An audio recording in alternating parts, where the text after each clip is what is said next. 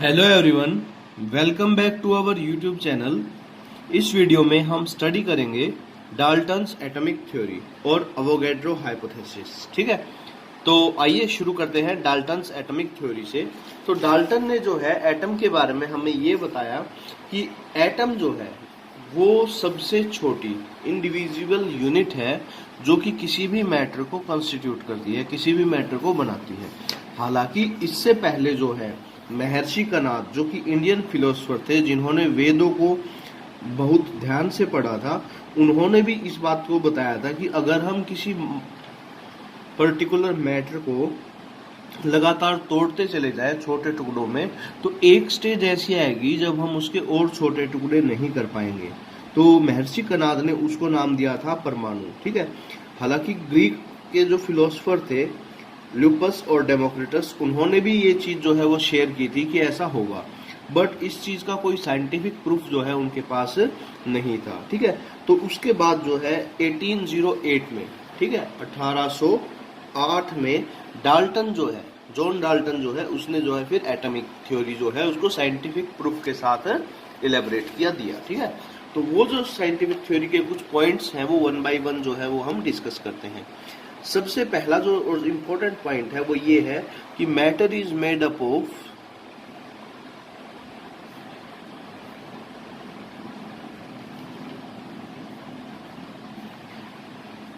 extremely small particle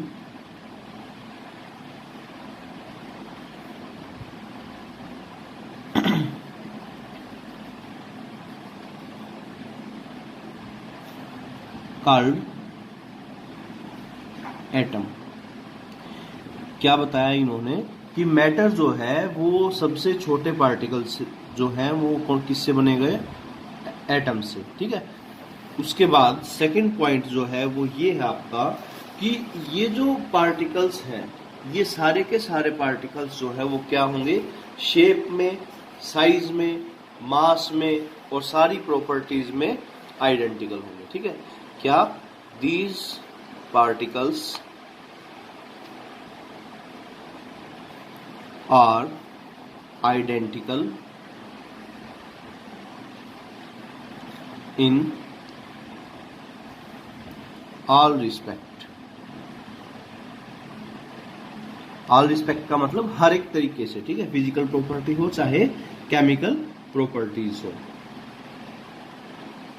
उसके बाद इन्होंने ये बताया कि atoms of different elements, atoms of different elements have different properties.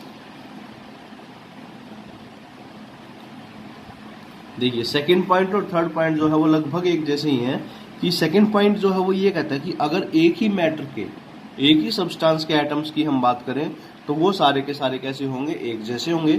जबकि अलग अलग सब्सटेंस के एलिमेंट्स की बात करें, एटम्स की बात करें, तो वो जो है उनकी प्रॉपर्टीज जो है वो भी क्या होंगी? अलग अलग होंगी। चाहे हम फिजिकल प्रॉपर्टीज की बात करें, चाहे हम केमिकल प्रॉपर्टीज की बात करें। ठीक है, उसके बाद जो है इन्होंने बताया कि atom is smallest particle, atom is smallest particle which take place in a chemical reaction. क्या बताया कि एटम जो है वो सबसे छोटी यूनिट है जो किसी केमिकल रिएक्शन में, किसी केमिकल प्रोसेस में जो है वो क्या करेगी? पार्टिसिपेट करेगी। ठीक है, उसके बाद इन्होंने क्या बताया? Atoms of different element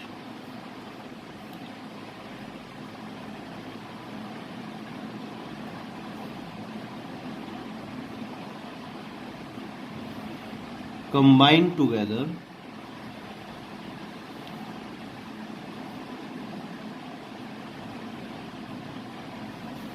to form compounds.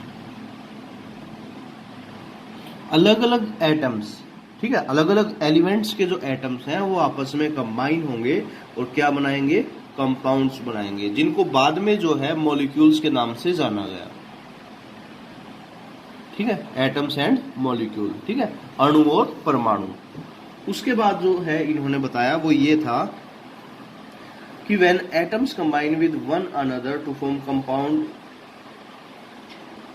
When atoms combine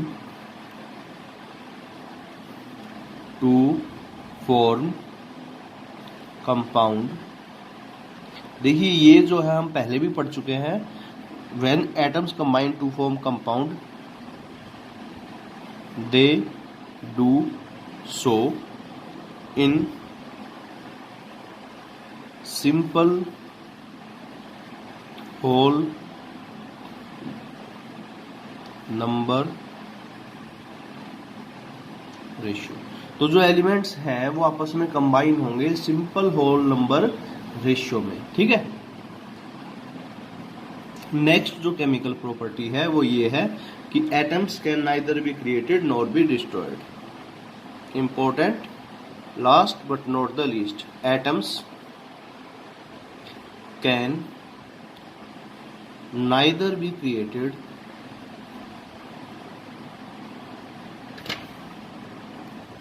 nor be destroyed in a chemical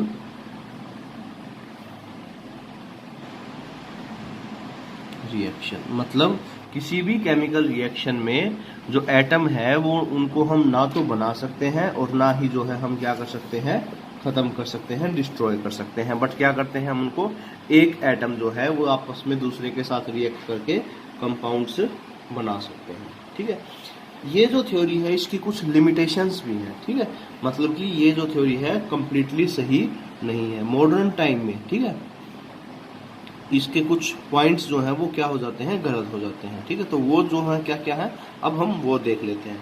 सबसे पहली बात जो है वो ये है, ये वेट के ऊपर बेस्ड है। ठीक है, based on weight not volume.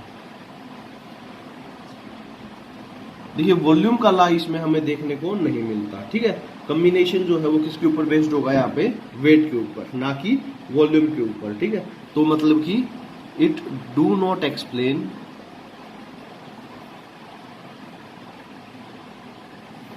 हमारा जो गेल-लेज़ेक लॉ था,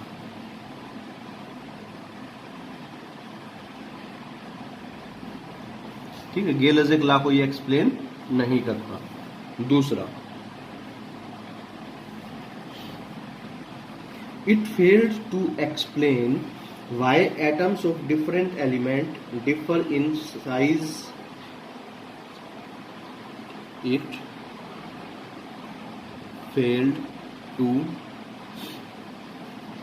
explain why atoms of different elements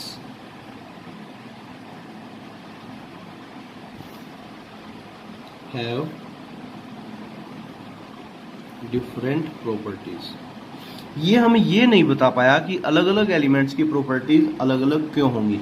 इसने ये तो बता दिया कि एटम्स होंगे सबसे छोटी यूनिट, बट ये नहीं बता पाया कि अलग अलग साइज के वो क्यों होते हैं, उनका मास जो है वो कम या ज्यादा क्यों होता है। ठीक है, इस तरीके से। उसके बाद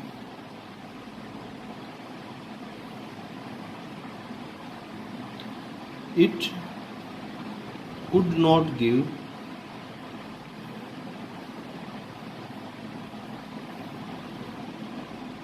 clear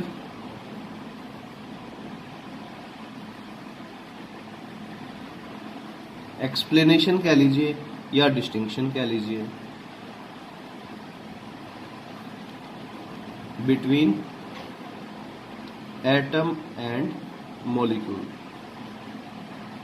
ठीक है, ये एटम और मॉलिक्यूल को साफ साफ तरीके से डिफाइन नहीं कर पाया था। ठीक है, इन्होंने ये बता दिया कि एटम क्या है, मॉलिक्यूल क्या है, बट उसको एक्सप्लेन नहीं कर पाया कि मॉलिक्यूल्स जो है वो एटम की तरह कब बिहेव करते हैं, ठीक है, या एटम्स जो है वो कब कंबाइन होकर के मॉलिक्यूल्स को बनाते हैं, ठीक है। उसके बाद जो है हम बात करते हैं मॉडर्न एटॉमिक थ्योरी की।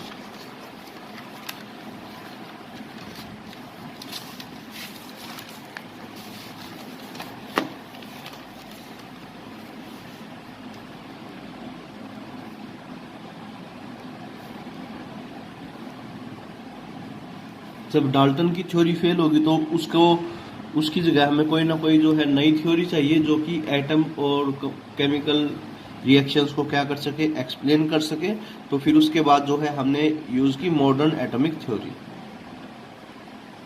ठीक है। आप देखते हैं इसके पॉइंट्स जल्दी जल्दी से। सबसे पहला, atom is no longer indivisible.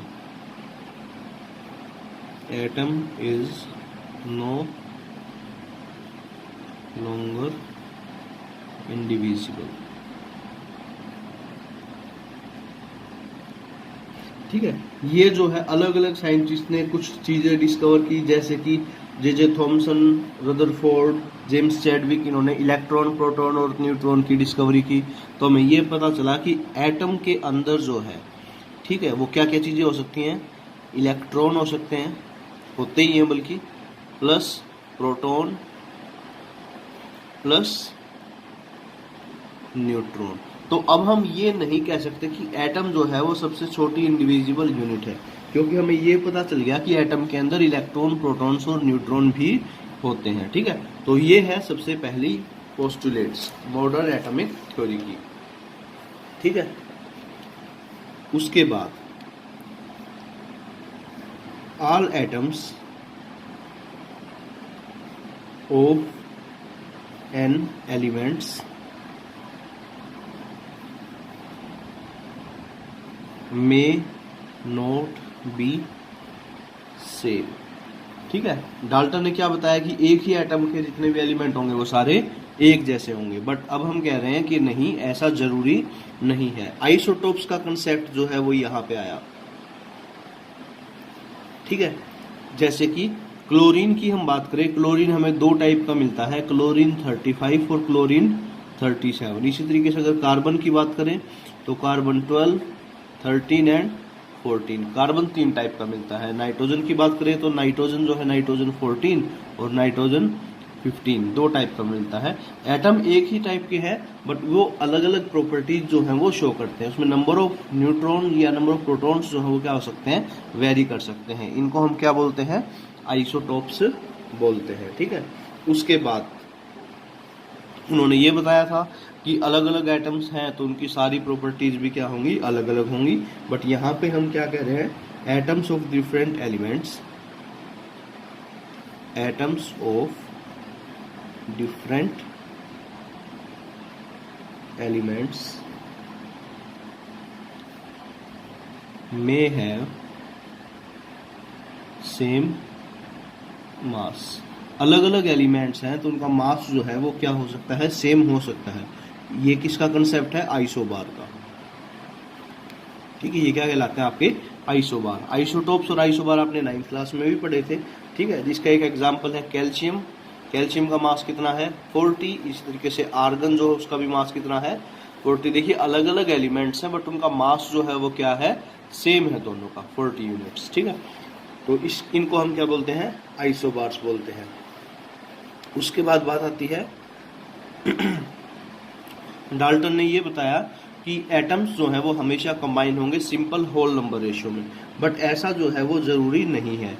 Atoms में कंबाइन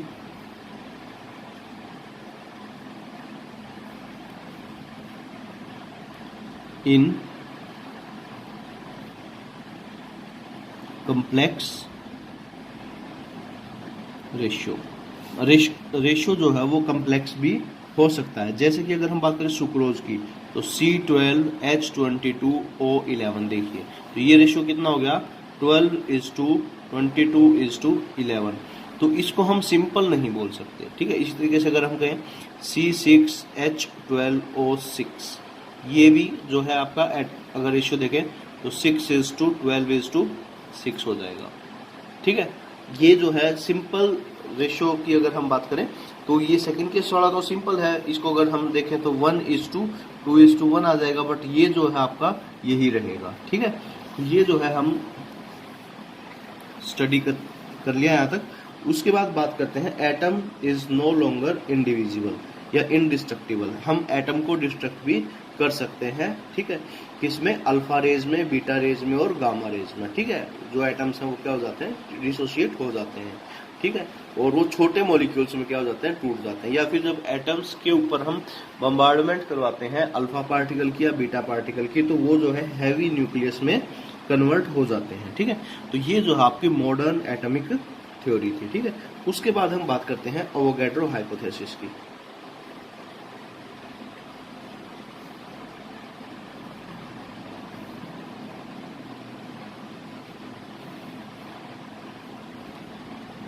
अवोगैड्रो हाइपोथेसिस क्या है? ठीक है, या अवोगैड्रो कंसेप्ट जो है वो क्या है? अवोगैड्रो ने हमें ये बताया कि अगर हम कोई भी गैस ले लें, ठीक है, और उस वहाँ की जो कंडीशंस हैं टेम्परेचर और प्रेशर की और वॉल्यूम की वो फिक्स कर दें, तो वहाँ पे इक्वल नंबर ऑफ मॉलिक्यूल्स होंगे। ठीक है, मतलब कि अंडर सिमिलर कंडीशंस हो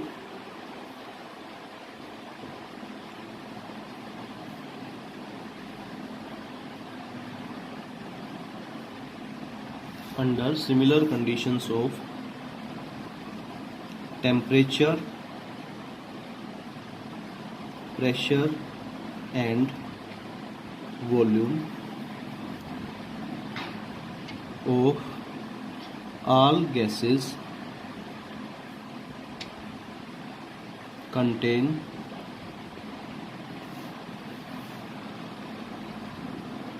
equal number of मॉलिक्यूल। ठीक है, इसने क्या बताया? चाहे कोई भी गैस ले लें हम, ठीक है, और फिक्स टेम्परेचर रखें, प्रेशर रखें, वॉल्यूम रखें, तो उस गैस के नंबर ऑफ मॉलिक्यूल्स जो हैं वो क्या होंगे? हमेशा इक्वल होंगे। ठीक है, तो जैसे कि अगर हम बात करें 273 केल्विन का टेम्परेचर लिया, 1 बार का प्रेशर लिया, या 1 एटमॉस्फेयर का प्रेशर लिया, सॉरी। ठीक है, तो इसको हम बोलते हैं normal condition of temperature and pressure, NTP. ठीक है, तो किसी भी गैस की एनटीपी के ऊपर जो वॉल्यूम है वो क्या मानी जाएगी? फिक्स मानी जाएगी। ठीक है, ये जो है किसने बताया? हमें अवोगैड्रो ने बताया। ठीक है, और वो जो है वॉल्यूम जो है एनटीपी के ऊपर या एसटीपी के ऊपर जो है 22.7 लीटर होती है, 22.7 लीटर। ठीक है, तो ये जो है हमें किसने बताया? अवोगैड्रो ने बताया था।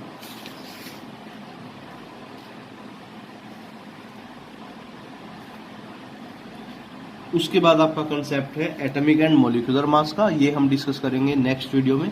आई होप कि आपको सब कुछ समझ में आया। आज हमने डिस्कस किया है modern atomic theory, Dalton atomic theory और डाल्टन एटॉमिक थ्योरी की लिमिटेशन और अवोगैड्रो हाइपोथेसिस। Thank you.